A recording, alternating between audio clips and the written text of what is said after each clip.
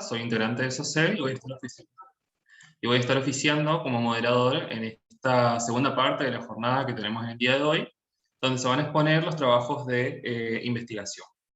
En primera instancia, voy a presentar a los miembros del jurado que estarán evaluando y comentando las ponencias de los expositores.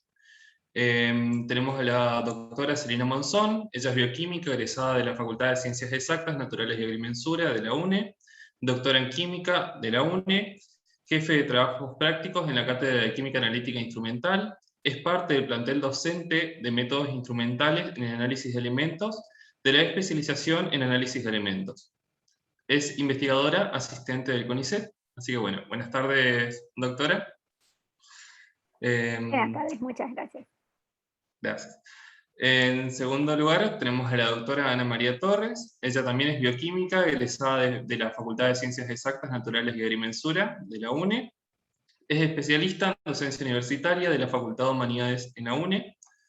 Experta internacional en toxicología del Colegio Oficial de Químicos. Es máster internacional de toxicología, título obtenido en el Consejo Superior de Investigaciones Científicas de la Universidad de Sevilla. Doctora en Química de la Universidad Nacional del Nordeste, profesora titular de la asignatura Toxicología y Química Legal en FACENA UNE, trabaja en el Laboratorio de Química Orgánica y Biológica Dr. Gustavo Fester en el Departamento de Bioquímica de FACENA UNE. Buenas tardes, doctora. Buenas tardes, muchas gracias, chicos.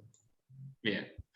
Y por último tenemos al doctor Gonzalo Ojeda, él es bioquímico, graduado también de la Facultad de Ciencias Exactas, Naturales y Agrimensura de la UNE, es doctor en Química de la Universidad Nacional del Nordeste, docente de grado y posgrado de la carrera de Bioquímica de la FACENA UNE, jefe de trabajos prácticos, integra los grupos de investigación de Ciencias y Tecnología de Vegetales y el Laboratorio de Productos Naturales Profesor Ricciardi de la FACENA UNE. También es integrante de las comisiones asesoras de la carrera de Bioquímica de FACENA UNE. Bien. Buenas tardes, muchas gracias por la invitación. Buenas tardes. Bueno, a continuación vamos a proceder con las exposiciones. La señorita Mariana Rodríguez es estudiante de Bioquímica de FACENA UNE. Va a presentar su trabajo de investigación titulado Screening de la actividad lexitérica de Croton urucunara.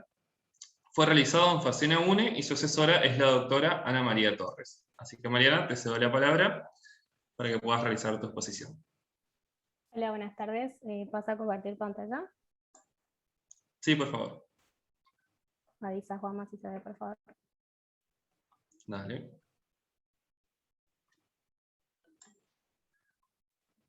Ahí se ve, de 10. Perfecto. Bueno, buenas tardes de nuevo a todos. Me presento. Soy Mariana Rodríguez y les voy a pasar a comentar un poco acerca del proyecto de investigación iniciado en septiembre del corriente año, como bien dijeron anteriormente, bajo la dirección de la doctora Torres Ana María. Y lo que hicimos fue realizar un screening de la actividad alexitérica de Croton urucurana. Este proyecto lo hicimos en el marco de una beca de pregrado, sí. Entonces, a modo de introducción, comentarles que los accidentes por mordeduras de serpientes constituyen un grave problema de salud pública. Cada año se reportan muchos casos, los cuales traen consecuencias para las personas afectadas, como ser envenenamientos, amputaciones e inclusive en algunos casos la muerte. El género Botrops es el de mayor amenaza. Es el mayor amenaza, y dentro de la especie, dentro del género Diporus, la especie, dentro del género Botrops, la especie Diporus es el que produce el mayor caso de accidentes en lo que se ha reportado a nivel país. El suero antiveneno es el tratamiento actualmente utilizado. Sin embargo, se sabe o se ha visto que tiene muy poca efectividad a nivel local, inmediatamente después de la mordedura de estas serpientes. Según la Organización Mundial de la Salud, se ha visto que estos accidentes se producen en mayor medida en trabajadores rurales. En cuanto a la planta, Croton urucurana bailon, también es conocida como sangre de drago, se ha citado como antiveneno en determinados numerosos papers, Y es por esto que mediante este trabajo de investigación, el objetivo es buscar nuevos componentes que disminuyan de alguna manera u otra, inhiban las toxinas de estos venenos por votos diporos. Entonces nos planteamos objetivos, nos planteamos hipótesis, y una de ellas es que la especie autóctona Croton es activa frente al veneno de la yararachica o votos diporus, y que la actividad lexitérica varía según el órgano estudiado, sean partes aéreas, corteza, aceite o látex. En cuanto a los objetivos, nos propusimos objetivos generales y específicos. Mediante este proyecto, uno de los objetivos generales es contribuir al conocimiento de estas especies autóctonas regionales, los cuales tienen interés farmacológico, toxicológico, entre otros, y a investigar un poco acerca de la interacción que tienen estos extractos de plantas con venenos ofídeos, en este caso contra votos diporos. Por otro lado, en cuanto a los objetivos específicos, nos propusimos mediante el proyecto obtener el aceite esencial de la planta y obtener los extractos no volátiles de los diferentes órganos activos, y finalmente calcular el rendimiento. Y por último, evaluar la actividad lexitérica del aceite esencial y los extractos frente al veneno de la yararachica mediante técnicas in vitro. En cuanto a los materiales y métodos, se obtuvo el material vegetal por bioprospección de la planta. Esta la encontramos en el kilómetro 15 de la provincia de Corrientes, muy cerca del río Paraná. Como pueden ver en la imagen, esta es la planta de Croton uruguarana bailum. Se procedió a la obtención de la planta a modo de poda, y se lo colocó en bolsas de arpillera para poder trasladarlo al laboratorio. También en este lugar lo que se hizo fue obtener el látex por medio de incisiones del tronco de la planta. Una vez en el laboratorio, las hojas y la corteza se separaron y se secaron por aire, digamos el venteo, por 3 días. En cuanto al veneno, se utilizó un pool de venenos proveniente, un pool de veneno proveniente de votos diporus, y obtenido por por el serpentario de Corrientes, digamos. En cuanto al aceite esencial, esto lo obtuvimos por medio de la destilación por arrastre con vapor de agua. Como pueden ver en la imagen, acá más o menos pesamos 1 kilo de las hojas secas que anteriormente habíamos dejado por 3 días, y se obtuvo el aceite esencial, como pueden ver acá. Este aceite esencial se colocó en un frasco adecuado y se calculó el rendimiento correspondiente. Los extractos vegetales, todas las partes, digamos, del órgano activo, fue molido y macerado en distintos solventes de distinta polaridad. En este caso se utilizó metanol, etanol, hexano y agua. Los primeros 3 se mantuvieron por 48 horas y el acuoso se mantuvo por 24 horas. Luego de este tiempo se procedió a filtrarlo, a secarlo en rotavapor y calcular los rendimientos respectivos. Para el screening de la actividad alexitérica se utilizó la electroforesis por SDS-Page. Se sembró el veneno de Botrus diporus en esta calle junto con un buffer para evaluar el patrón del veneno. En esta calle número 2 se sembró el veneno con los extractos correspondientes obtenidos anteriormente, previa incubación a 37 grados por media hora. También se sembró en la tercera calle un extracto patrón para evaluar si estos extractos presentan proteínas que puedan interferir posteriormente en la interpretación de los resultados. En cuanto a la inhibición de la actividad coagulante, se pesó el veneno, se pesaron cada uno de los extractos, se incubó, digamos, en primer lugar se utilizó plasma hidratado, y se tomó el tiempo de coagulación normal del veneno, diluido a 1,25. Por otro lado, se mezclaron una cantidad de cada uno de los extractos con el veneno en una relación 1,25 y se determinaron los tiempos de coagulación de cada uno de los extractos mediante este aparato que ven acá, que es un coagulómetro del Col 1 de Wiener. Seguidamente, para la inhibición de la actividad hemolítica indirecta, se utilizó agar sangre fosfatidilcolina como fuente de fosfatidilcolina, como ven ahí, se utilizó la yema de huevos, se utilizó sangre, digamos, lavado con solución fisiológica, agar y ácido de sodio para inhibir el crecimiento bacteriano. Se dejó solidificar, se realizaron estos pocillos y los mismos extractos con el veneno utilizados para esta prueba se sembraron en cada uno de estos pocillos por triplicado. También se sembró el veneno patrón. En cuanto a los resultados de discusión de este trabajo, habíamos dicho que uno de los objetivos específicos era obtener el rendimiento de los diferentes extractos y el aceite. En este cuadro se pueden ver los rendimientos obtenidos, siendo el extracto metanólico el que mayor rendimiento se obtuvo, al igual que el extracto acuoso de hojas, como pueden ver allí, que fue de un 9%, seguido del extracto acuoso de corteza. El aceite esencial es el que menos rendimiento, a partir del cual se obtuvo menor rendimiento, y en el caso del látex obtenido directamente no se calculó rendimiento, se utilizó tal cual lo obtuvimos de la corteza de la planta. El screening de la actividad lexitérica. Había dicho que había sembrado geles inicialmente, y estos son los geles obtenidos. Como es un screening, nosotros vamos a evaluar, digamos, de forma cualitativa, y vamos a considerar como positivo o negativo. En este caso habíamos sembrado el veneno patrón, como ven acá está el patrón de bandas del veneno. Acá tenemos cada uno de los extractos sembrados con sus respectivos patrones. Como pueden ver ahí, el extracto, digamos la calle número 2, correspondiente al extracto metanólico de hojas, es, a juzgar por la intensidad de bandas, el que, digamos, es positivo para este screening. El gel B, correspondiente a estos extractos sembrados, podemos ver, por ejemplo, en la calle 4, correspondiente al extracto de la corteza, extracto acuoso de la corteza, que también tiene, digamos, algo de actividad por la intensidad de bandas con respecto al veneno patrón, pero lo que más me llamó la atención fue la positividad de esta calle correspondiente al látex, que hay un borramiento de todas las bandas. Del gel C sacamos como conclusión que el aceite esencial que lo sembramos en la calle número 8 es el que tiene, digamos, menor actividad. Lo consideramos como negativo. Pero algo más menor actividad tienen todos los extractos por la intensidad de bandas.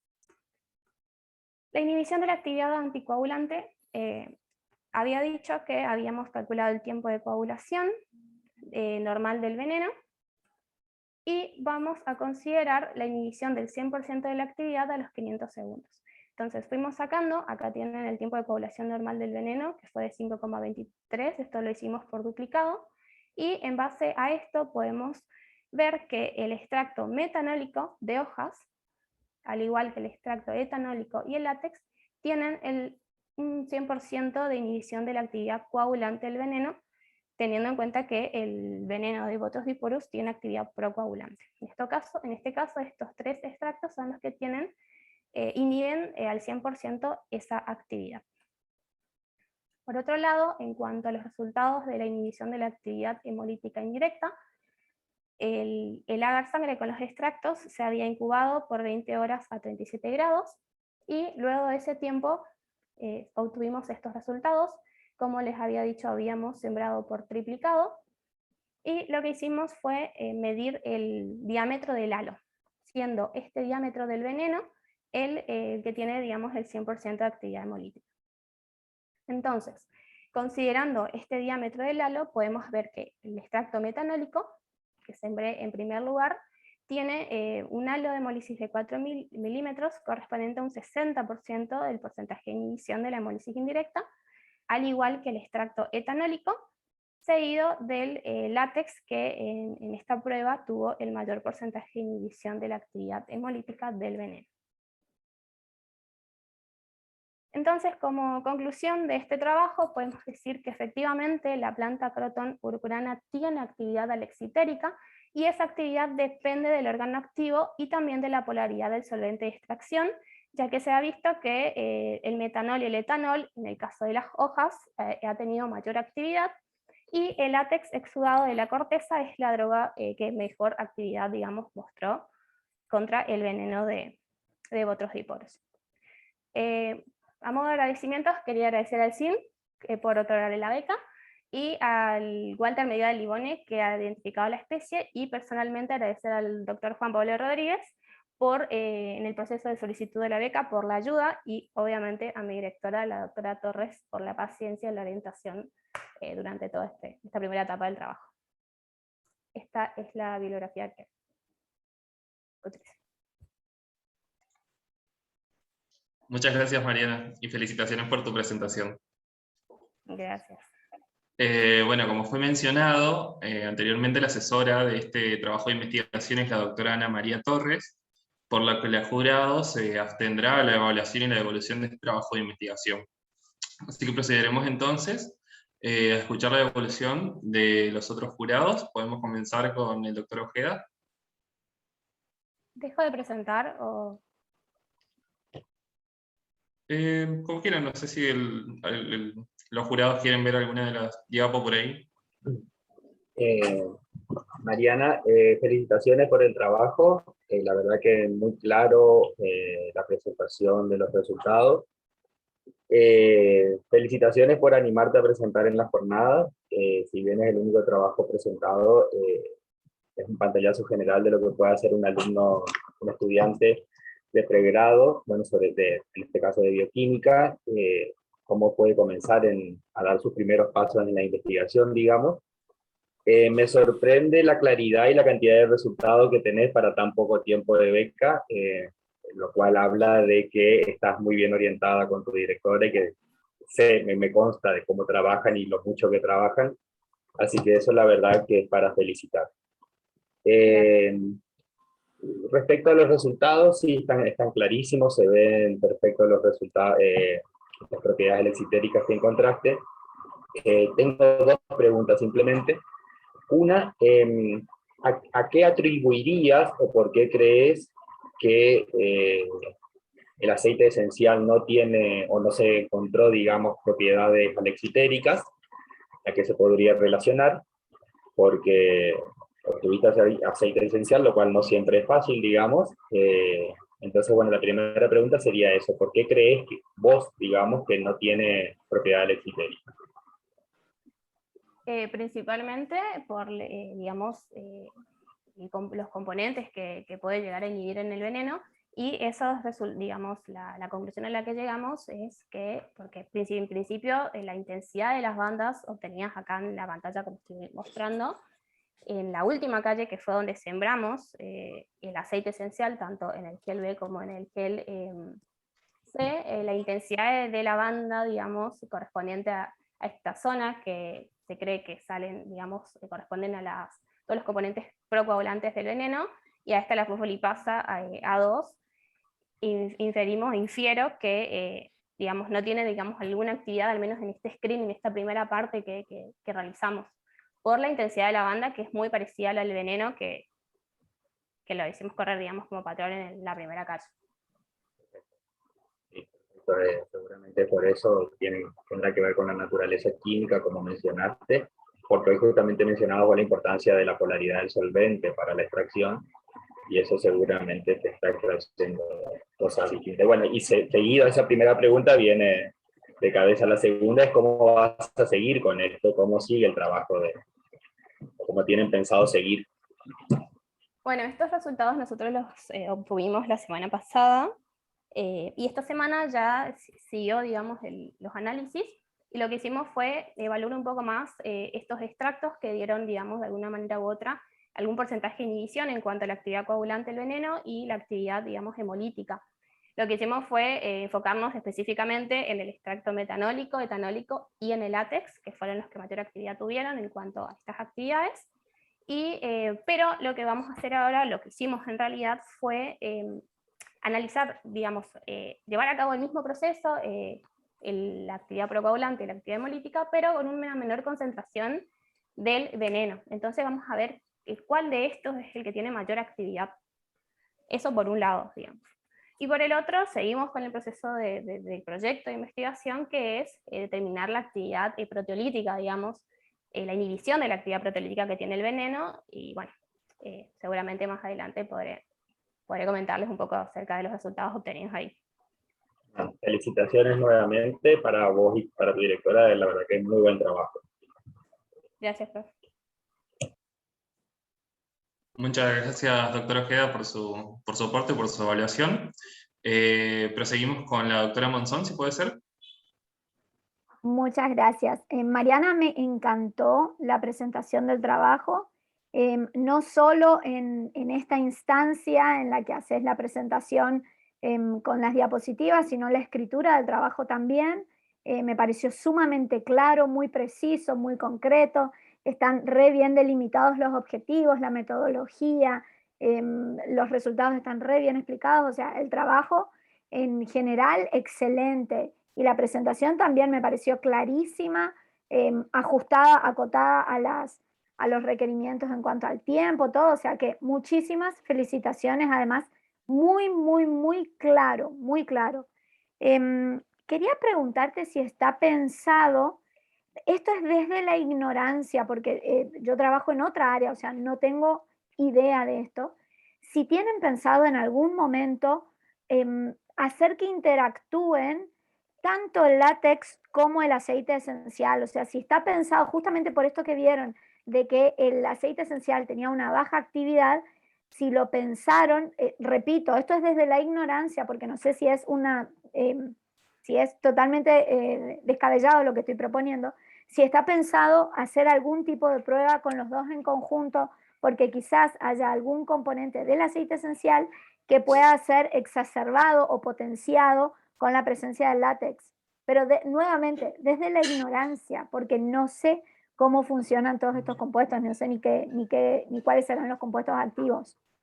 Ok, inicialmente no, al menos teniendo en cuenta el proyecto que se presentó a la beca, ¿no? Al SIN, pero no es una mala idea porque, como usted bien dijo, mezclar lo que es aceite, látex, que tiene, como bien se ve en la pantalla, tiene mayor actividad, tanto en esta actividad coagulante como hemolítica, y el aceite no tanto, digamos, porque se puede ver que un 3% tiene actividad, pero no, digamos, considerable.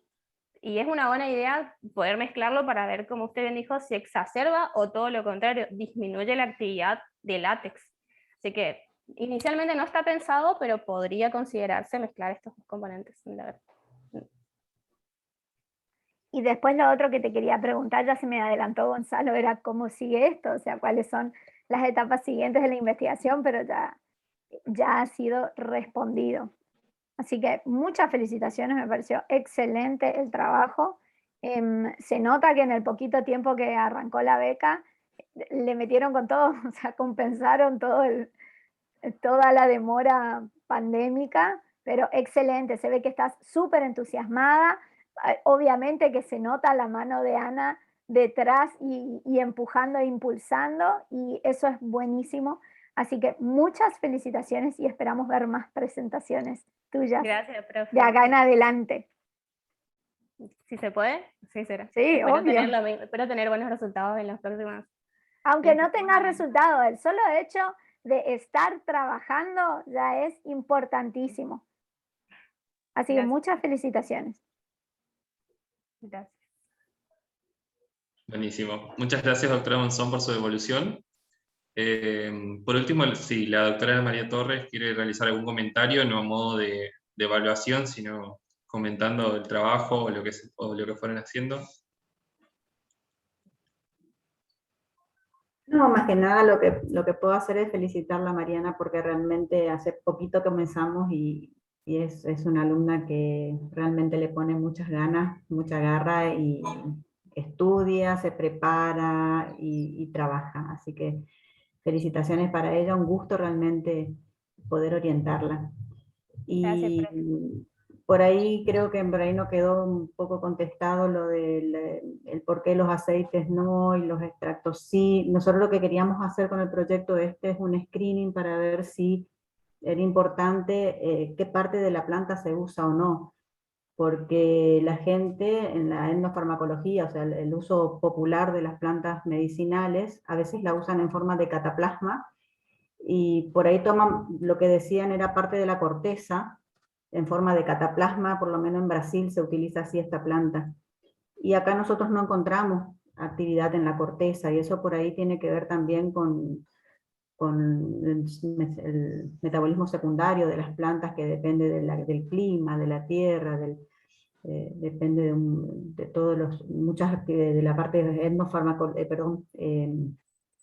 sí, digamos, de la zona de crecimiento de la planta, del estado vegetativo, de una serie de cosas, ¿no es cierto? Entonces, lo primero que queríamos hacer es ver si acá también eran los mismos órganos activos, y encontramos que no, encontramos que acá lo que es activa es la hoja, y es activo látex también. Entonces, a partir de ahí ahora tenemos que rediseñar un poquito y continuar el trabajo, ¿no es cierto? Evidentemente es una especie que no es estable en su metabolismo de acuerdo al lugar donde se la colecta. Y eso es importante porque por ahí uno puede orientar al que junta el material vegetal y decir, no, utilice las hojas, no utilice la corteza, porque acá la corteza no tiene actividad, ¿no es cierto? Entonces, ese screening me parece que es fundamental. Y después, bueno, lo que decía Celina de mezclar el tema del aceite, por ahí el problema es que es muy poco el rendimiento. Fíjense que obtuvo un 0,1% del peso seco de la planta, o sea, es muy bajo el rendimiento en aceite esencial. Entonces, y sumado a eso, que no tiene actividad, yo creo que es una parte que no creo que sigamos estudiándola mucho, salvo la composición química, sí, porque sería una forma de caracterizar fitoquímicamente la planta. Nuestra planta tiene este perfil de volátiles. Hasta ahí llegaríamos con el aceite por el poco rendimiento que tiene. Pero sí me parece interesante por ahí mezclar látex con hojas, látex con distintos extractos. Eso sí, por los rendimientos tendría más sentido, y vamos a tomar tu idea, Celina, gracias. Así que bueno, nada más, si alguien tiene alguna consulta, a disposición, por supuesto, y felicitaciones de nuevo, Mariana. Gracias. Gracias, profe, a usted por la ayuda. Perfecto. Muchas gracias, jurado, y felicitaciones de nuevo, Mariana. Bueno, este año es el único trabajo de investigación que se inscribió para exponer en el día de hoy. Sin embargo, no queríamos dejar de pasar esta oportunidad, ya que se había inscrito, ¿no es cierto? Lamentablemente esto se debe a la situación de pandemia que empezó el año pasado y está hasta estos tiempos, ya que las investigaciones y los trabajos de laboratorio no se pudieron llevar a cabo con normalidad. No obstante, como comisión directiva de SOCEB, queríamos aprovechar este espacio para la divulgación de las actividades que se están realizando actualmente en nuestra Casa de Altos Estudios, la Facultad de Ciencias Exactas, Naturales y Agrimensura de la UNE. En primera instancia, entonces, en esta segunda parte, la señorita Laura Galarza es alumna de la carrera de Bioquímica de FACENA UNE, expondrá el trabajo de investigación en el que se encuentra involucrada actualmente, el cual se titula Efecto inhibitorio sobre la adhesión de células tumorales de una fosfolipasa A2, aislada del veneno Botrops alternatus. Es asesorada por la doctora Soledad Bustillo, y Laura nos contará además los alcances que han logrado con el equipo de trabajo que integra. Así que adelante, Laura, te cedo la palabra para que puedas realizar tu exposición. Hola, buenas tardes. Paso a compartir pantalla.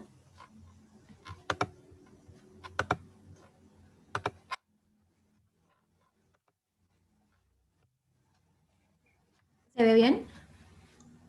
Sí, perfecto. Bueno, mi nombre es Laura Anela Galarza y mi directora en este trabajo es la doctora Soledad Bustillo. En el marco de una beca SIN, lo que yo hice fue estudiar el efecto inhibitorio de una fosfolipasa A2 aislada del veneno de Botrops alternatus sobre la adhesión de células tumorales. Este trabajo lo hice en conjunto con personal del laboratorio del LabInPro y también del grupo de investigaciones biológicas y moleculares del cual dirige la doctora Bustillo. Entonces, como bien mencionó Mariana en su trabajo, tenemos que en el nordeste argentino los principales accidentes botrópicos se dan por serpientes, como ya mencioné, del género Botrops, aproximadamente un 98%, donde tenemos dos especies principales que son Botrops diporus y Botrops alternatus, donde en este caso yo estudié el veneno de Botrops alternatus. Este veneno se compone aproximadamente en un 25% por compuestos sólidos, de los cuales aproximadamente un 90 a 95% son proteínas. De estas proteínas, Oller y colaboradores estudiaron su composición proteica y lo que vieron es que presentaba principalmente una composición de lo que sería serinoproteasas, metaloproteasas y también nuestra enzima de estudio, que es la fosfolipasa A2, aproximadamente en un 7,8%. Esta enzima lo que hace es hidrolizar el enlace en la posición 2 de los fosfolípidos para obtener ácidos grasos libres, como por ejemplo el ácido araquidónico, y también lisofosfolípidos. Lo que tiene esta enzima como característica principal es que en Botrops alternatus esta es de carácter acídico, entonces presenta una carga negativa. También es importante mencionar que el cáncer es una de las principales enfermedades que causa mortalidad en la población humana y tiene principalmente 4 etapas esenciales para que se desarrolle la metástasis, que es decir, la disgregación desde el tumor primario hacia otras localizaciones alejadas del organismo, las cuales son la diseminación, la adhesión, la migración y la invasión. Cada una de estas etapas son blanco terapéutico de posibles terapias que inhiban el desarrollo de la enfermedad. Entonces es que distintos grupos de investigación estudiaron a distintas fosfolipasas de otros venenos ofídicos para ver si eran factibles de inhibir algunos de estos procesos. Es entonces que el objetivo de nuestra investigación es estudiar el potencial efecto inhibitorio que tiene esta fosfolipasa 2 sobre la adhesión in vitro de células tumorales de tumor epiteliano, tumor mamario murino de la línea LM3. Entonces, lo que primero hicimos fue aislar a la fosfolipasa 2 del veneno de Botrops alternatus.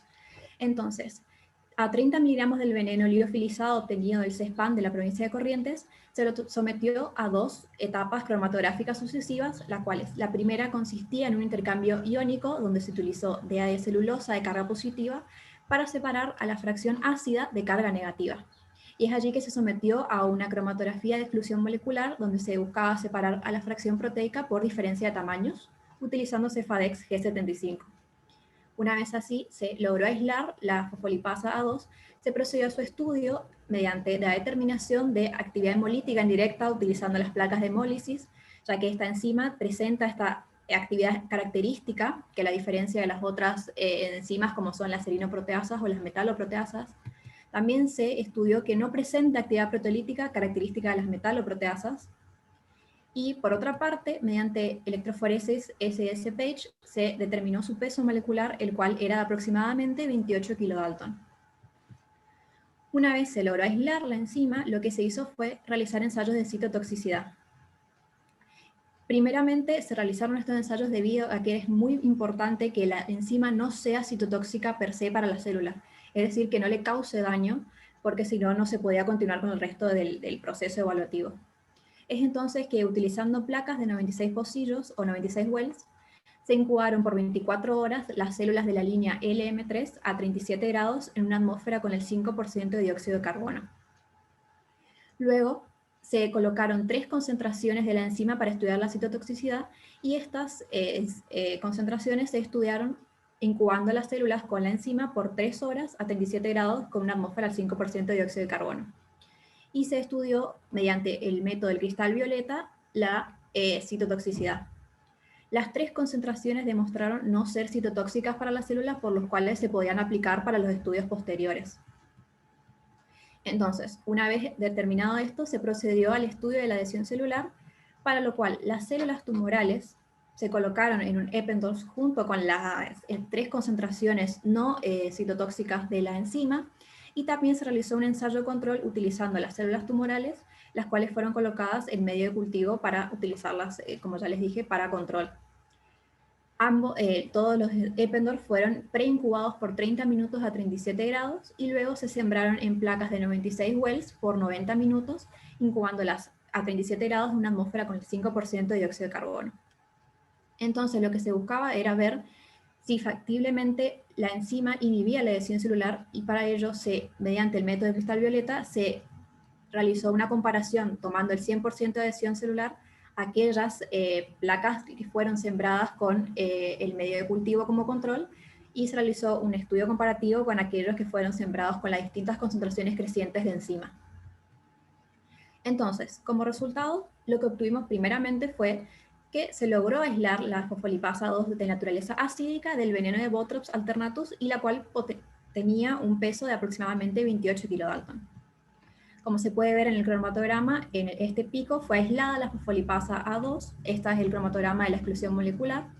En esta imagen lo que podemos ver es precisamente la actividad hemolítica que presentaba la enzima, y aquí podemos ver lo que sería la electroforesis, donde se puede ver su peso de 28 kilodalton. Por otra parte, la enzima demostró no ser citotóxica sobre las células tumorales a las concentraciones y en el tiempo de estudio, lo cual, como ya les mencioné, es muy importante, ya que si no se tenía una concentración no citotóxica, la enzima misma iba a destruir las células y no se iba a poder realizar los estudios posteriores de inhibición de adhesión. Finalmente, se evidenció un efecto inhibitorio dosis dependiente sobre la adhesión celular de la línea tumoral LM3. Como se puede ver en esta gráfica, a partir de concentraciones de 190 microgramos por mililitro, se observó la inhibición de la adhesión celular, alcanzando un máximo del 40% con la concentración de 380 microgramos por mililitro. Se cree por otros estudios realizados por investigadores del LabImpro que la inhibición de la adhesión celular se da por una interacción que tiene la enzima con integrinas del tipo alfa B beta 3. Esto por estudios realizados in silico. Entonces, como conclusión, nosotros pudimos determinar que estos resultados concluyen que la fosfolipasa 2 aislada del veneno de Botrops alternatus o Yarara grande inhibe la adhesión de células tumorales in vitro de forma dosis dependiente.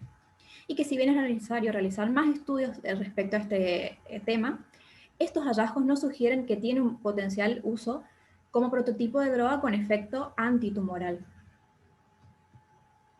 Entonces, no me queda más que agradecer al Consejo Universitario Nacional por brindarme la beca que me permitió realizar este trabajo, también a los investigadores del LabImpro que me albergaron, a la doctora Soledad Bustillo, jefa del Grupo de Investigaciones Biológicas y Moleculares, que fue mi directora y me ayudó durante todo este proceso.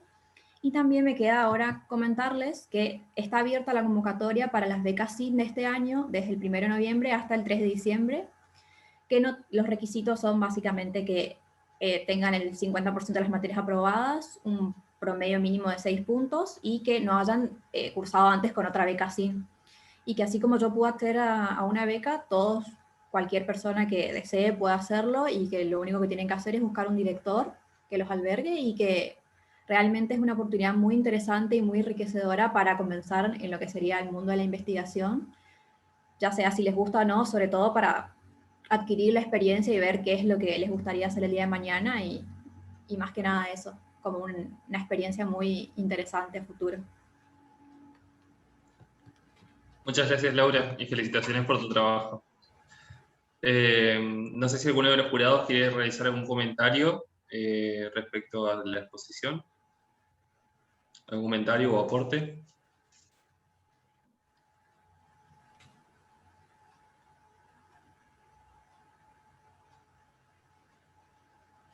No, simplemente felicitarla, Laura, excelente el trabajo, me gustó mucho, es muy interesante. ¿Lo tengo desactivado? Sí. Acá en este caso lo están viendo a los venenos animales como posibles medicamentos y eso es una línea de trabajo que tiene mucha importancia hoy en día. Así que muchas felicidades, realmente muy interesante y muy importante, sobre todo también esta línea de antitumorales que es tan necesario seguir investigando, ¿no? Así que espero que continúes. ¿Terminaste la beca ahora? Sí, ya en este momento concluí la beca, pero con la doctora Bustillos continuamos el proceso, si quiere, de analizar las otras inhibiciones, por ejemplo, los procesos de migración o invasión celular. Sí, no abandones, está muy interesante la línea de investigación esta. ¿Te pensás presentar en alguna otra beca, continuar de alguna manera? Me presenté otra vez la beca Facena, pero en otra línea de investigación, también con la doctora Bustillo y con el doctor Lucero. Ah, perfecto, perfecto. Felicitaciones. Gracias. Yo, Laura, sí, felicitarte por el trabajo que realizaste. También me gusta mucho que sobre el final de la charla invites a los chicos a realizar investigación a partir de tu experiencia personal y resaltar a lo interesante que como en una misma casa de estudios, digamos, se realizan trabajos de investigación de distinta temática con algunos puntos en común. Acá, por ejemplo, vos trabajaste también con el veneno, pero desde un enfoque de las proteínas del veneno, con compuestos naturales para contrarrestar los efectos de los venenos.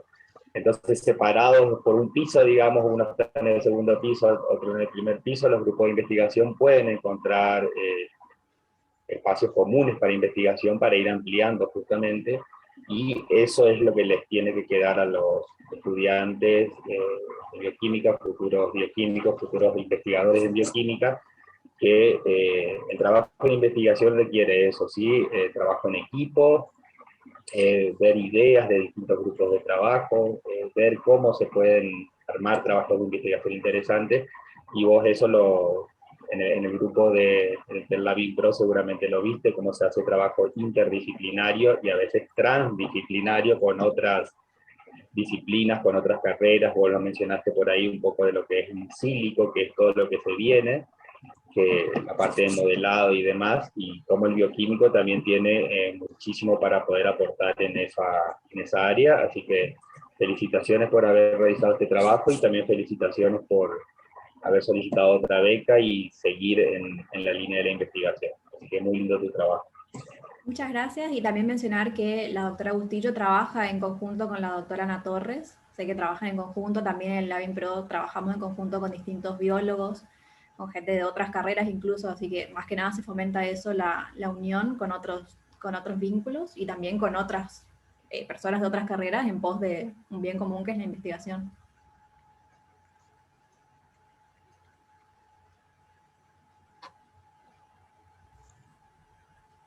Bien, doctora Monzón, ¿quiere realizar algún comentario o seguimos, como quiera?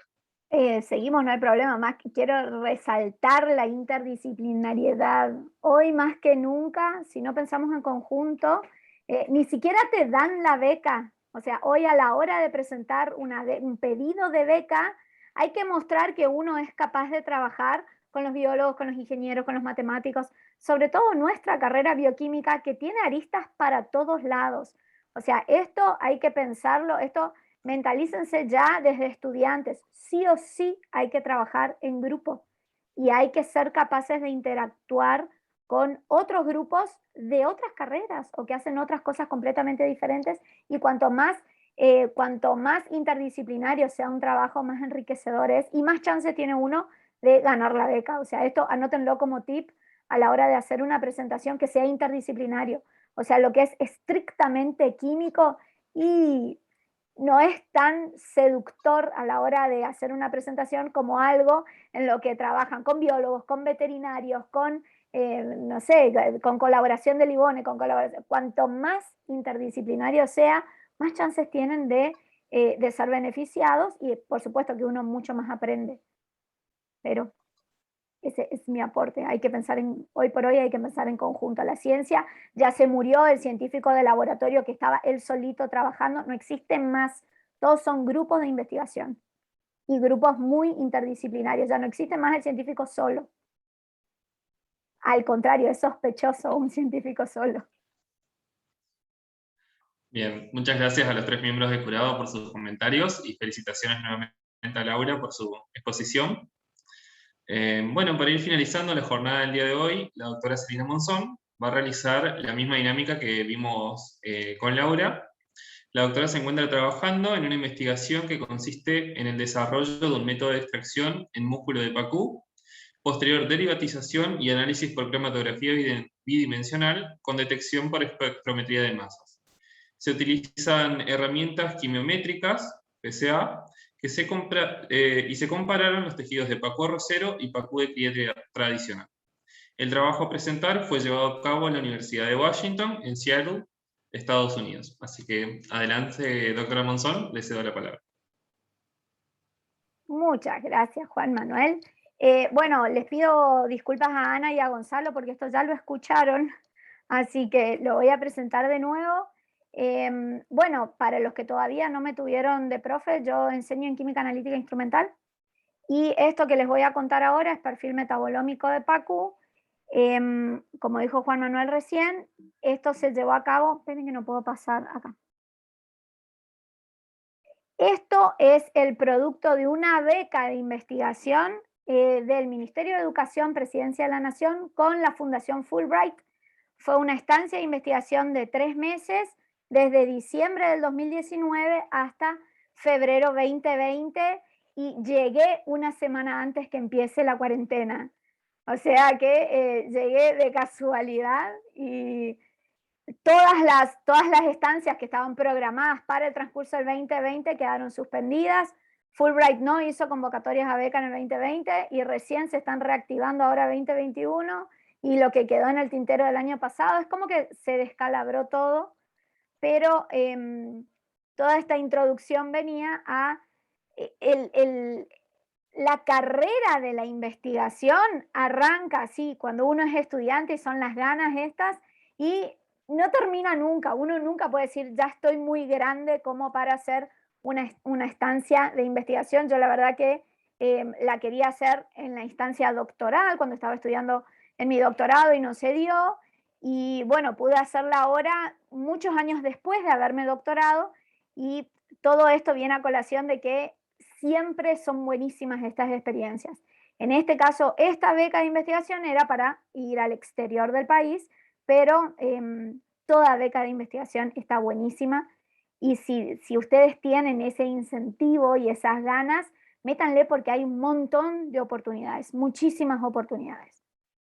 Bueno, esto lo hice en la ciudad de Seattle, del estado de Washington, que está en Estados Unidos, muy al norte, en el límite con Canadá prácticamente. Y tuve la gracia de viajar con mi familia, viajé con mi marido y con mis 3 hijos. O sea, nuevamente hago hincapié en esto de que uno nunca es demasiado grande como para tener este tipo de experiencias. Yo pensé que el ser mamá me iba a complicar totalmente mi carrera de investigadora, pero les puedo decir que no me ha complicado, no dejé de hacer nada, y podemos ser investigadoras siendo mamás, ¿verdad, Ana? Bien, esto es mi proyecto de ingreso a la carrera del investigador del CONICET. En la zona del Chaco se está criando pacú, el pez pacú, en campos de arroz. Se cría arroz, se siembra, se cosecha y se siembra y se cosecha arroz, y al tiempo se inundan esos campos y se cría pacú sobre estos mismos campos de arroz. Y esto es lo que se conoce como pacú arrocero.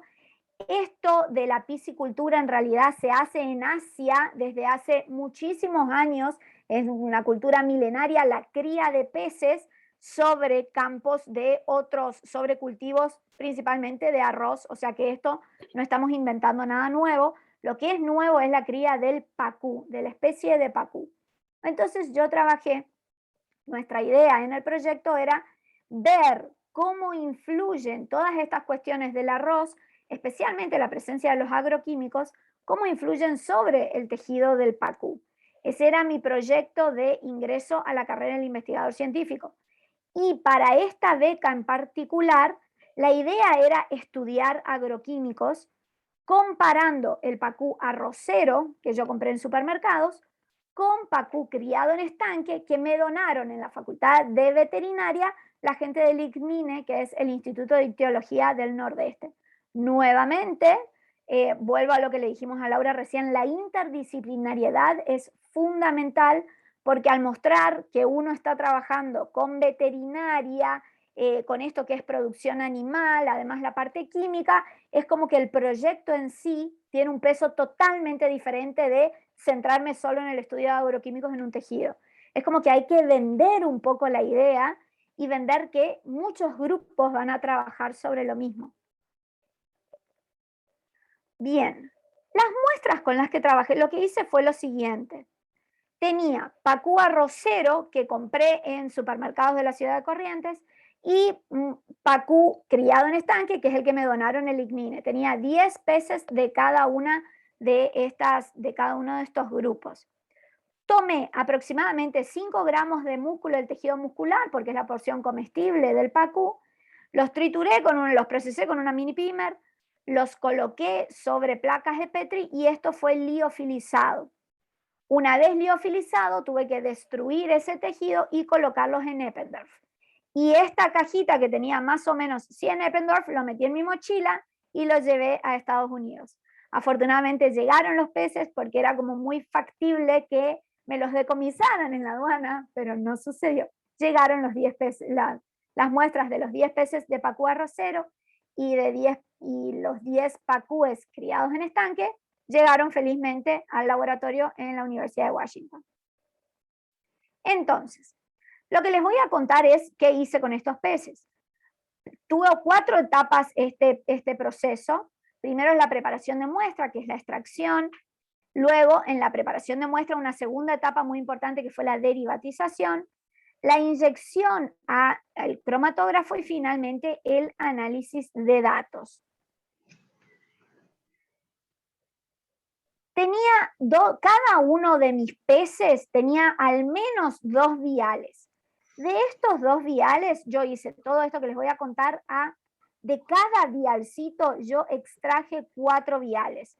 O sea que de este vial yo saqué 20 miligramos de muestra, hice una extracción con cloroformo y metanol, después lo sometí a Vortex 45 segundos y sonicación 20 segundos, agregué 200 microlitros de cloroformo, 200 microlitros de agua ionizada, centrifugué durante 20 minutos, removí la fase acuosa a un vialcito de cromatografía y sequé con nitrógeno. Esto le hice a cada uno de estos Eppendorf. Por muestra tenía 2 viales, entonces hice toda esta extracción individual. Por favor, tengo un montón de interferencia, ¿pueden silenciar los micrófonos? No sé si yo puedo hacer eso, de silenciarles a todos. Ahí está.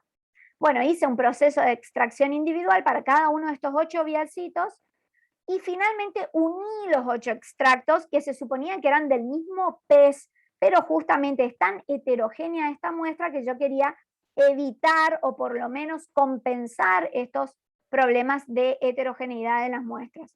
Entonces uní los 8 extractos acuosos y ahí recién hice el secado en atmósfera de nitrógeno y pasé al siguiente estadio, que es de derivatización.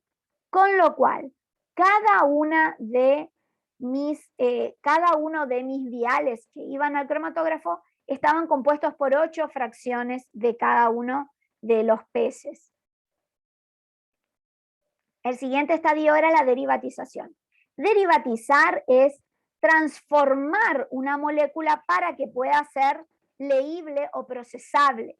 Como yo trabajé con cromatografía gaseosa, el principal inconveniente que tenía es que en la cromatografía gaseosa sí o sí el analito debe ser volátil, porque tiene que ingresar en el estado volátil, tiene que entrar al equipo, y ninguno de mis analitos era volátiles, con lo cual tenían que ser derivatizados primero.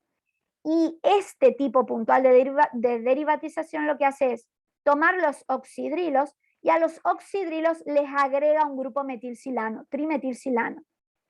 La derivatización también tenía un montón de etapas, esto no viene al caso. Lo único que les quiero contar es que la derivatización llevaba una primera etapa de 90 minutos y una segunda etapa de 60 minutos, más todo este proceso anterior. O sea que cada una de estas, yo lo hacía en tandas, o sea, procesaba al menos 20 muestras al mismo tiempo, pero llegar hasta acá, antes de la inyección, me llevaba al menos un día, y a veces un día y medio. Y lo que sí hice fue introducir todo junto al equipo, o sea que procesaba casi durante una semana y recién el viernes podía inyectar todo junto. Bien. Este es el equipo con el que trabajamos, que es un GC-GC acoplado a un espectrómetro de masa. Es un sueño este equipo. Y esto trabaja con este aparato, es un cromatógrafo gaseoso, que tiene acá arriba el inyector, todo esto es el horno, y tiene 2 columnas cromatográficas. La particularidad es que en esta primera columna cromatográfica, si tomamos como modelo 2 analitos X e Y, luego de una primera separación cromatográfica, X e Y quedan solapados. Este analito atraviesa un modulador que lo que hace es hacer que las fracciones vayan ingresando, o sea que todo esto que separó la columna no se vuelva a amontonar, sino que mantenga esa separación e ingrese a una segunda columna. Y esta segunda columna volvía a separar lo que ya había separado la primera, o sea, lo separaba aún más. Y fíjense que acá, después de la primera columna teníamos X e Y como bandas grandes, Luego de la segunda separación ya tenemos muy separados X e Y, y ahí recién ingresan al detector, que es el espectrómetro de masa. Entonces, esto nos devuelve a nosotros, analistas, cromatogramas tridimensionales, porque tenemos el tiempo de retención de la primera columna, el tiempo de retención de la segunda columna. Estas son gráficas de contorno que a su vez esto tiene, ahora les muestro en esta otra gráfica, esto es lo mismo, esto a su vez tiene la altura de la señal. O sea, además de la separación en las dos dimensiones, esto tiene las alturas de los picos correspondientes, y a su vez tenemos esto, como esto está acoplado a un espectrómetro de masa, tenemos los, a ver, no sé si está acá, tenemos para cada canal de masa, o sea, para cada canal de masa carga, un cromatograma de este tipo, que tiene los dos tiempos de retención más las alturas de pico, y esto para cada uno de los canales masa carga que se estudian los 500 canales de masa carga que hay disponibles. Con lo cual, acá estamos hablando de datos cuatridimensionales. O sea, estos son datos 4D, el equipo es 4D. Tenemos las dos dimensiones de los dos tiempos de retención, más la altura de pico, y a esto se le suma cada uno de los canales de masa carga. O sea, esto es de altísima complejidad. Por supuesto que estos datos cuatridimensionales tienen que ser procesados con técnicas quimiométricas, porque si no, es muchísima información la que se pierde. Esto es lo que obteníamos, o sea, estos son los cromatogramas bidimensionales. De este lado tenemos el PACU donado por el ICMINE o el PACU control, y de este lado lo que correspondería a PACU arrocero. Cada una de estas líneas en realidad van a corresponder a distintos analitos. Lo que a mí me interesaba hacer era comparar el PACU criado en estanque con el PACU arrocero. Inicialmente mi idea, la idea con la que yo viajé a Estados Unidos, era buscar la presencia de agroquímicos. Esa era la idea con la que yo viajé. Cuando llegué allá se presentaron un montón de cuestiones en la extracción misma de los agroquímicos, y que me faltaban agroquímicos y solo tenía 2. Entonces, sobre la marcha, el proyecto cambió. Y esto es otro tip. Siempre pasa esto en las investigaciones. Uno proyecta algo, o en la presentación para la beca uno escribe algo que después sobre la marcha no se da, o después de entrada uno empieza a probar. Es un proyecto, uno se imagina cómo van a salir las cosas, pero muchas veces sobre la marcha hay que tener esta capacidad de adaptación y decir, bueno, lo pensemos de otra manera y sigamos. Entonces, anticipando a que lo que yo quería no iba a llevar a buen puerto, sobre la marcha cambió, y la idea fue buscar, bueno, ¿qué hay de diferente entre el PACU criado en arroceras y el PACU criado en estanque? Y nos enfocamos en el perfil metabolómico, en el estudio de azúcares, aminoácidos y nucleósidos. Muy diferente de mi idea inicial, que era estudiar los agroquímicos. No estudiamos los agroquímicos, eso quedará para una próxima beca, que me muero por volver, pero no sé si se dará. Este proyecto sigue acá, es mi proyecto de CONICET, o sea que sigo trabajando con esto, pero en este momento, estos 3 meses, me centré en azúcares, aminoácidos y nucleósidos, y algunos alcoholes. Entonces lo que yo quería hacer era comparar esto con esto. Así a simple vista la comparación no lleva a ningún lado, entonces hicimos uso de análisis de datos de quimiometría, principalmente del análisis de componentes principales. Entonces, para trabajar con análisis de componentes principales hay que hacer un montón de conversiones de los datos crudos. Cada una de mis muestras era un cubo de datos, entonces yo tenía que sumar todos estos cubos de datos, extraer ciertos canales de masa carga que eran los que más me interesaban, que tuve que determinar previamente cuáles eran los mejores, y de ahí apilar todo como para meterlo dentro del algoritmo, que es componentes principales. Todo esto es horas de explicación, que la verdad es que me parece que en este momento no vienen al caso en este momento, y por eso lo paso bastante rápido. El análisis de componentes principales es un método quimiométrico de clasificación que reduce todo este set de datos en 3 variables importantes que son los componentes principales, los scores y los loadings.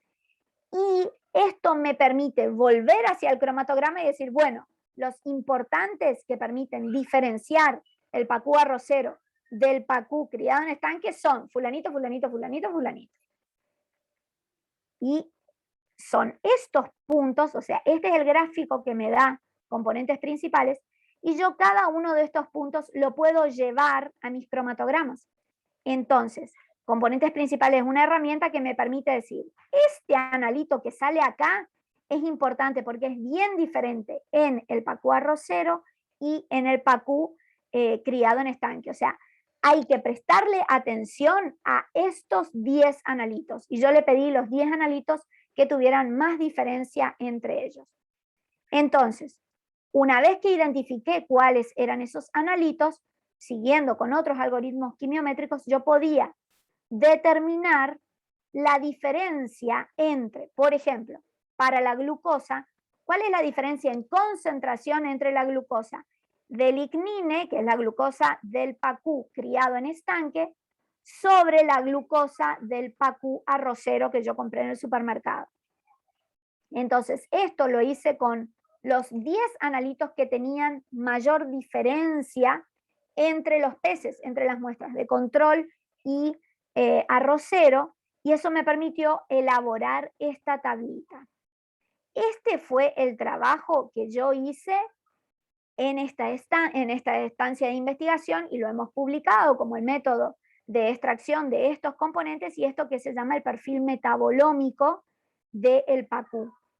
Lo que queda ahora como nuevos interrogantes es ver por qué son tan diferentes, porque algunos de estos componentes eran mayores en el pacú arrocero y menores en el pacú criado en estanque y otros viceversa. O sea, ¿qué había en el arrocero que hiciera que algunos analitos fueran más altos u otros que fueran más bajos? Eso quedó a futuro para una nueva investigación. Pero básicamente eso es, de eso se trató el proyecto. Lamentablemente fue muy corto. Para mi gusto, las estancias de 3 meses como que no te dan mucho tiempo porque entre que llegaste y te adaptaste, desarmaste la valija, ya tenés que volver. Pero bueno, es lo que había. Y de todas maneras estoy súper agradecida.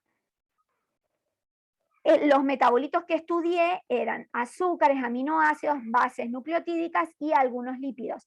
Y todas estas sustancias intervienen en distintas vías metabólicas y lo que nos queda a futuro es determinar cómo inciden puntualmente en a qué se debe la diferencia entre estas especies distintas de peces.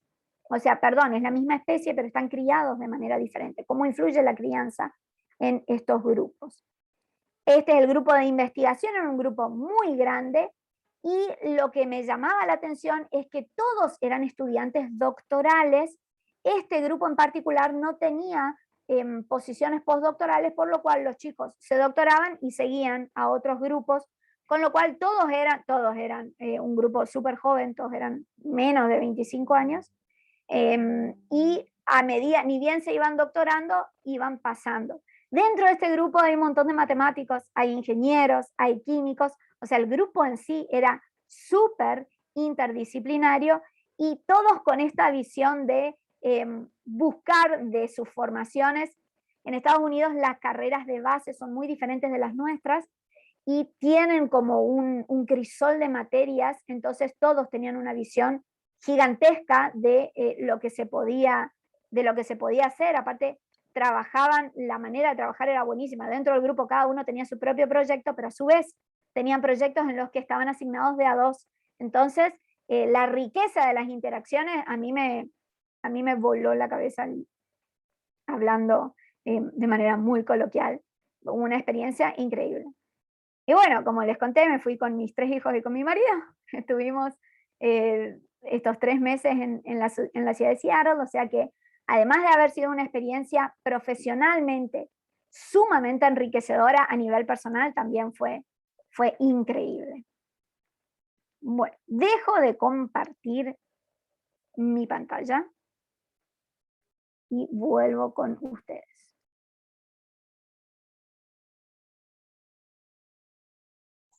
Muchas gracias, doctora. La verdad, muy interesante su experiencia.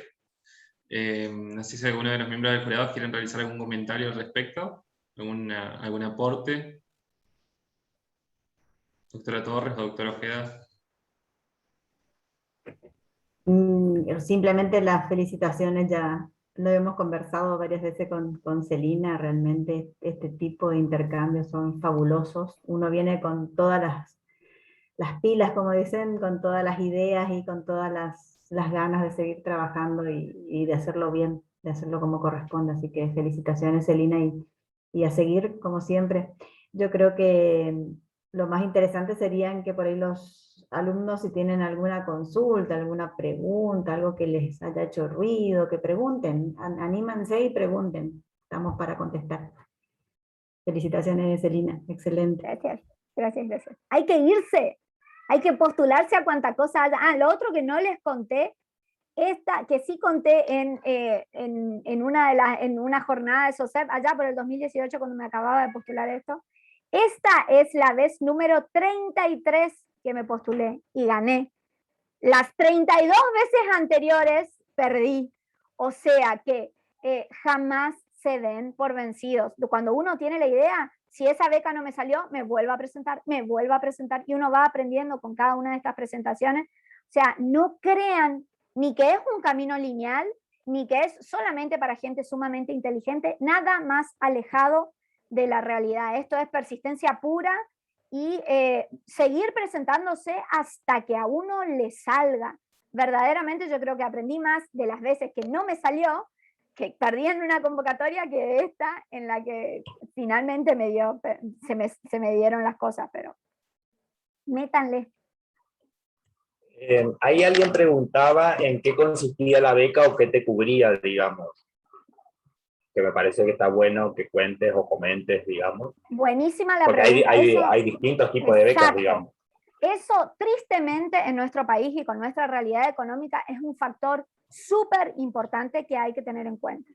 Esta beca, la beca de Fundación Fulbright, me cubría pasaje y de vuelta a Estados Unidos, o sea, desde mi ciudad de destino hasta la ciudad, desde mi ciudad de origen a la ciudad de destino, pasaje y de vuelta, seguro, y además esta beca en particular, como era para investigadores, me daban $3.000 por mes, en concepto de todo, alquiler, mantenimiento y todo.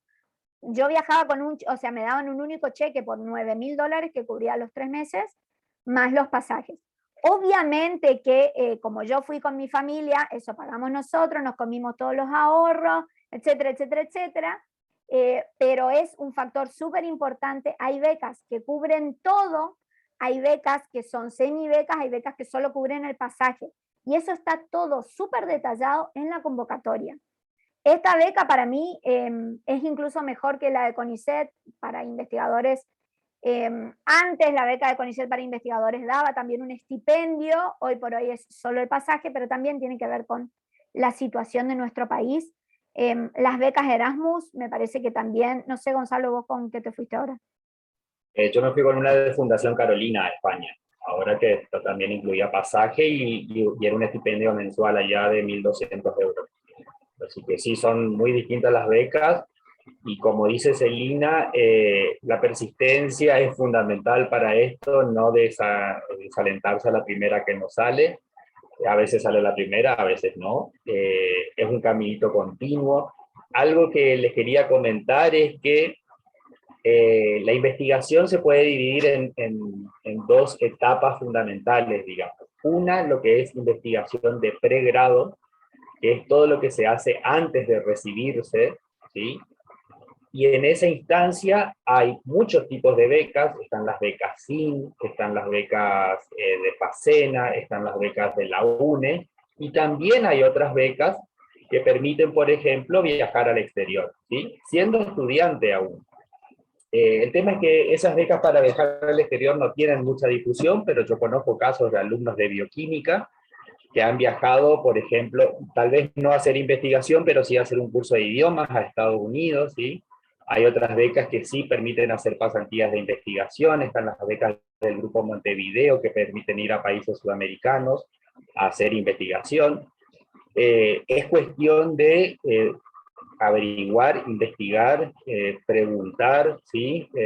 La universidad tiene distintas opciones, tiene secretarías que se encargan exclusivamente de ayudar en lo que es la preparación de papeles y toda la burocracia, digamos. La mayoría de esas becas de pregrado que les comento que son para afuera incluyen un estipendio mensual que puede variar de acuerdo al país donde uno se vaya, de acuerdo al tipo de beca, pero en general todas tienen una ayuda económica importante. Y después la otra parte de la investigación es la que uno hace después que se recibe, digamos, ¿sí? Que es lo que se conoce como posgrado.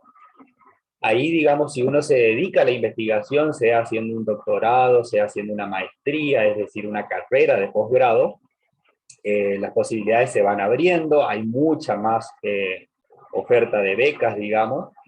Celina, por ejemplo, perseguía la beca Fulbright hasta que le salió y todos sabemos lo bien que le fue. Yo particularmente tuve la oportunidad de irme a España 2 veces ya, también con becas de investigación de otros programas, ¿sí? Que también tienen sus ventajas y sus desventajas. A veces la competencia es altísima y bueno, hay que presentarse 2 veces, 3 veces, 4 veces, y es un continuo, ¿sí? Pero mi recomendación para todos aquellos que uno no sabe, digamos, cuando ingresa a la facultad no sabe si se va a dedicar a la investigación, algunos sí ya lo tienen claro desde que son chiquitos, digamos. Habiendo tantas posibilidades de becas en el pregrado, yo lo que les recomendaría a todos es que prueben por lo menos, realizar un pequeño proyectito de investigación. Sí, ahí uno ya va a tener una pequeña probada de lo que es el mundo de investigación y se va a dar cuenta si le gusta y que después se puede convertir, digamos, en una carrera. Si uno se puede dedicar a hacer investigación, a vivir de ello y también a viajar bastante, justamente con este sistema de becas internacionales para formación y también obviamente para formación personal, porque conocer otras culturas y otros lugares de cómo trabaja te ayuda un montón. Así que los aliento a ya desde el pregrado, es decir, antes de recibirse, comenzar a ver cuáles son las posibilidades de beca. Acá están preguntando si hay algún lugar donde se publiquen todas las becas que hay. Sí, es la página del Ministerio, el Ministerio de Ciencia y Tecnología de Nación. Si me bancan 2 segundos, la busco y les pego acá el link. Algo también para acotar a lo que dijo Gonzalo, que uno se tiene que presentar varias veces, por lo general, en líneas muy generales, pero casi siempre todas las convocatorias, la beca repite todos los años su convocatoria en el mismo momento. Por ejemplo, Fundación Carolina, que es junio, julio, Gonza. Sí, cierra todo en junio, julio, sí. Cierra todo en junio, julio. Las becas Fulbright suelen ser los cierres en septiembre. Entonces, si yo ya tengo la idea y entro a la página y por más que veo que ya está cerrada la convocatoria, sepan que el año que viene se va a abrir más o menos en la misma fecha. A lo sumo variará un par de días por el lunes que cae, pero por lo general se repiten las fechas de convocatoria medio que en el mismo momento. Entonces, eso tampoco es que uno decide que se quiere postular a una beca y de un día para otro consigue todos los papeles que necesita. No es así. Uno tiene que prepararlo y prepararlo lleva un par de meses. Casi siempre uno necesita, si va a ser una beca de investigación, necesita el contacto con alguna persona en otra universidad o alguien que lo reciba. Las becas de idiomas no, pero las becas de investigación sí. Y el contacto con otra persona es un correo que lo mando yo, es un email que lo mando yo, que ni siquiera necesito un aval institucional. O sea, tampoco se abataten porque me acabo de recibir o porque recién estoy arrancando, porque no conozco a nadie. Manden el correo. O sea, es muy raro, a lo sumo les van a ignorar, pero es muy raro que no les den bolilla. En el mejor de los casos los van a recibir o si no les van a decir, mira, yo no trabajo en esto, pero contactate con fulanito. Pero todo eso depende de la iniciativa propia.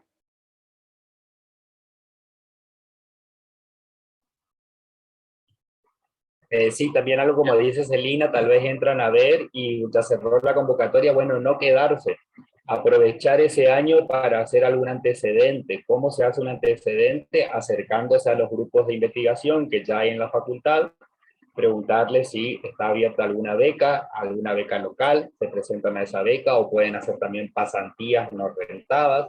Algo que no mencioné es que las becas de pregrado que pueden realizar mientras son estudiantes, todas ellas tienen un estipendio mensual, pero también se pueden hacer pasantías de investigación no rentadas, de 6 meses, por ejemplo, y eso ya les genera un antecedente que les sirve para su currículum al momento de presentarse una beca.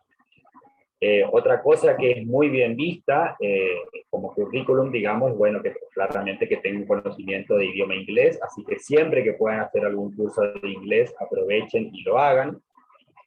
Y en general las becas de pregrado, todas piden que se tenga el 50% de las materias aprobadas, en general.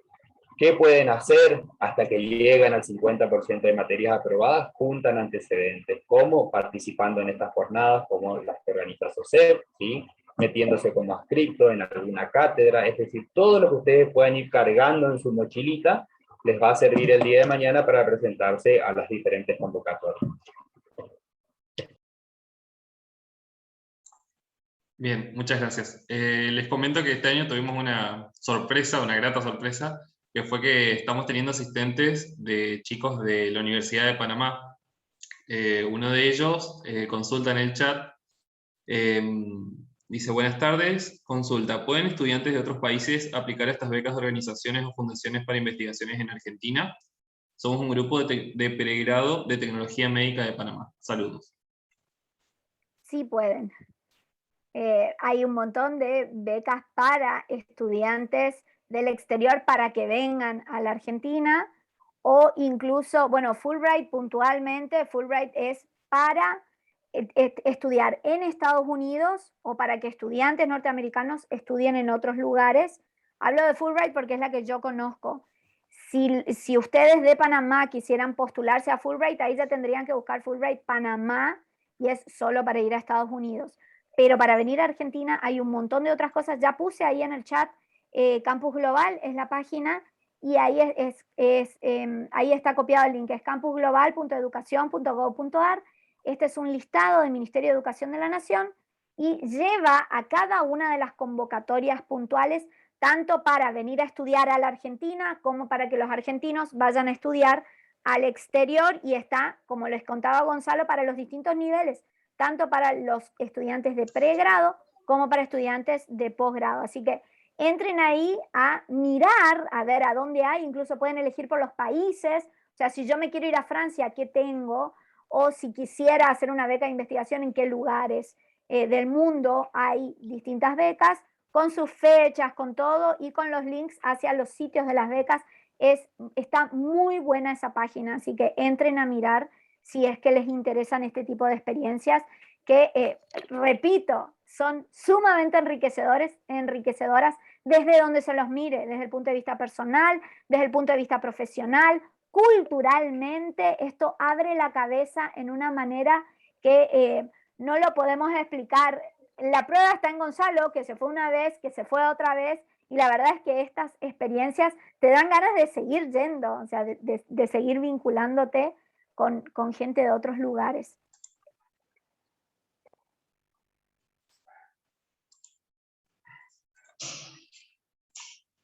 Bueno, creo que estaríamos terminando entonces de esta manera esta segunda tarde, esta segunda jornada de estudiantes de bioquímica.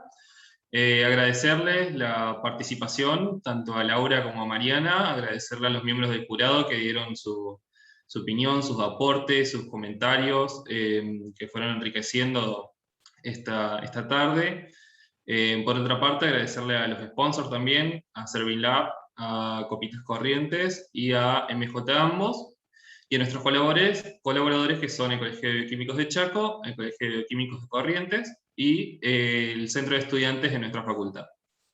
Bueno, y por supuesto, obviamente, a cada uno de los participantes que estuvieron hoy y estuvieron durante el día de ayer y hoy a la mañana, asistiendo a estas jornadas, porque es el objetivo, ¿no es cierto?, Así que bueno, nos estaríamos viendo el próximo sábado, el viernes 29, como está en el cronograma, por el mismo link que se les envió. Así que bueno, muchas gracias por haber asistido a esta tarde.